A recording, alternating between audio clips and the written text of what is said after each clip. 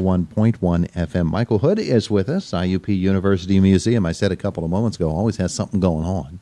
Good morning. And it's always free. How about that? Our admission is always free. There you go. Yeah. You recognize that voice, don't you? He's Michael Hood, University Museum. Well, what is it that's going on this time? Well, we are about to open our annual MFA Thesis exhibition. The MFA is the Master of Fine Arts, the terminal degree in art, the professional certificate, if you will, that says, hey, I have all the training and I've demonstrated my capabilities as a professional artist and or as a professor working within the visual and design arts, or for that matter, performing arts as well. So we're pretty proud of these young people. They've put in 3 years of labor on top of an undergraduate degree, not to mention whatever kind of training and experience they may have had outside of the university. And every year we come together, the museum and the two galleries in the art department there in Sprouse Hall, and we put on a show of those students who are on the verge of achieving this diploma. This year there are 4 of them. They will be graduating in May, and we have their work on display in the museum and in both the KIP Gallery and the Annex Gallery in Sprouse Hall. What are the media that they're using? A wide range of media. Of course, with 4 students, you have all kinds of choices available to them. Yeah. So you've put this exhibit together, and you've seen what is going to be available for us to see. What has impressed you so much about these? The thing that always impresses me the most is the depth of thought that goes into the work. Obviously, they're not just practicing some kind of an academic refrain. They're involving themselves with new ideas, involving themselves with new kinds of approaches to the work. And so I'm always impressed with the discoveries that I see being made. Yeah. Okay. So the exhibits are getting ready to go. We have a young lady coming across the street who's going to join us in just a couple of moments. Absolutely. Assuming she makes it across the street without getting run down. She has, and I'm impressed. I am impressed and I'm pleased.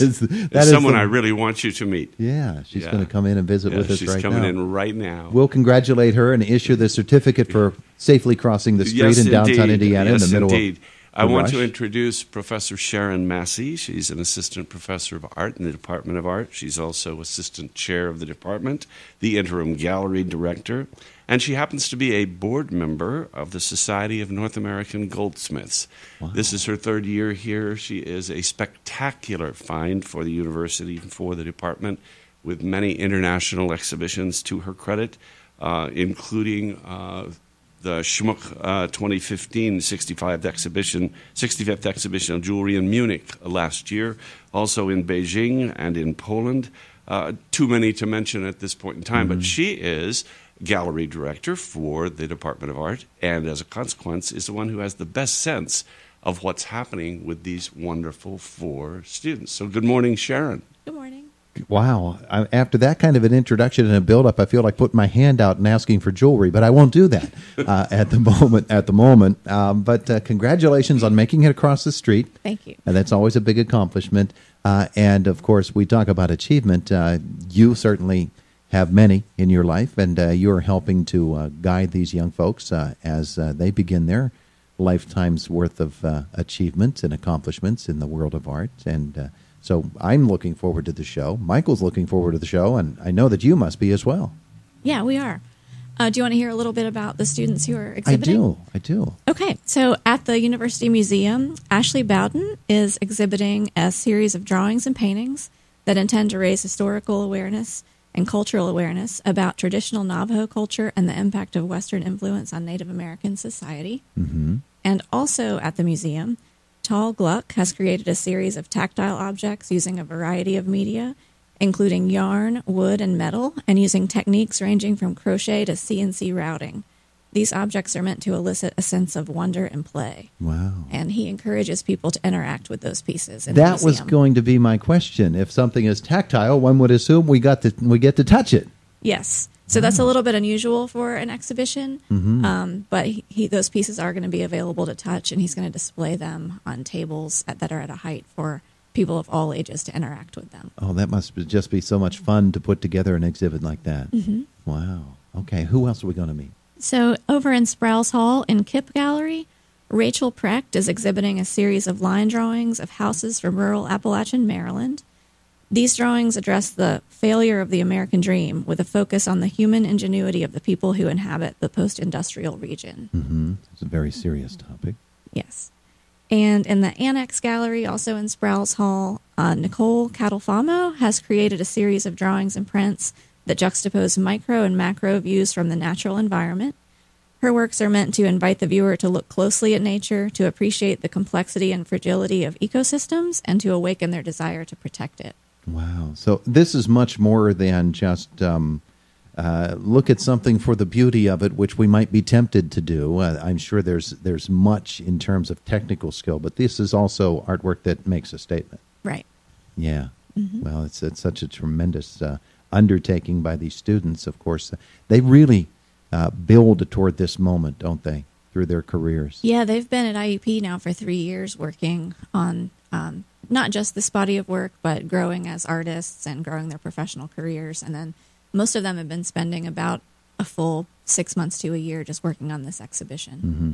Now, I'm sure that you've had the opportunity to interact with them as they have done their work over the course of the past 3 years. And we might look at the final product and say, that's wonderful, and we can see what you were doing and how it was that you arrived at the point at which you have. But I would guess that there are many frustrations. There are moments of doubt that they must overcome, just as most people do in any other pursuit. Oh, yeah. Yeah, I think graduate school is definitely a time that if it's not challenging, you're probably doing something wrong. Mm-hmm. If you're not questioning what you're doing, questioning your work. But hopefully by the end of the 3 years, they feel pretty confident about what they've accomplished and ready to move forward as professionals with the terminal degree. Yeah. Back when I was doing art, you don't know this about me, Michael, but I used to do much art down through the years.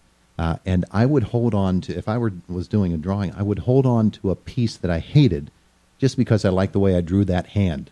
Mm-hmm. or the angle at which this happened or that happened, with the idea that one day I'm going to need that. And I'm guessing that these who are much more accomplished artists than I certainly ever was would have that same sort of, bag of discarded materials on the side that they must refer back to. And you as an artist know that as well, that there are things that you just can't bring yourself to let go of because you see something in it that while the overall piece might not have come out as expected, there's something of value in there that you need to hold on to. Yeah, my own work, I work with metal, so I recycle it a lot. So I keep it for a while, but at some point I usually melt it back down. Mm-hmm. So I don't keep it forever. I would guess that would be a much more practical course Sounds to take. Much healthier, Todd. as opposed to somebody who's drawing in pencil or paint. You must have interesting closets.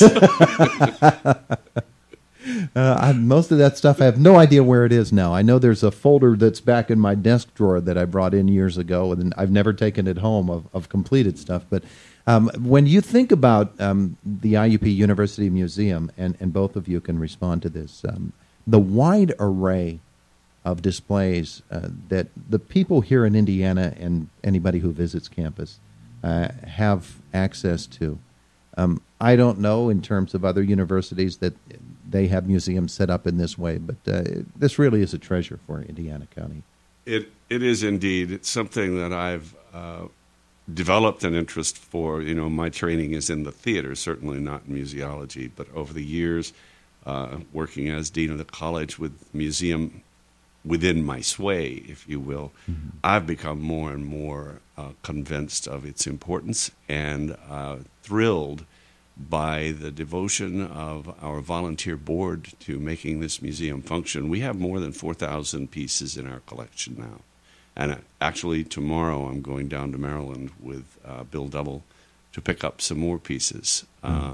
The show we had in the fall, the Milton Bancroft show, was attracted was featured in American Art Review, and as a consequence, someone has come forward with a number of other Bancroft pieces at a price we simply cannot refuse that will really help to enhance our collection, filling in some needed and very much valued holes, if you will. Yeah. But yeah, it's very exciting, and especially working as we do with various disciplines across the campus. It would seem natural for us to work with the art department. And we do regularly, particularly with this show, and occasionally every third year with a faculty show. But we've done shows with people in natural science and mathematics, with people in the humanities, with people in health and human services, across the colleges and across all the disciplines that are interested in finding ways to bring the material objects that represent what they do, what they're interested in, to the public.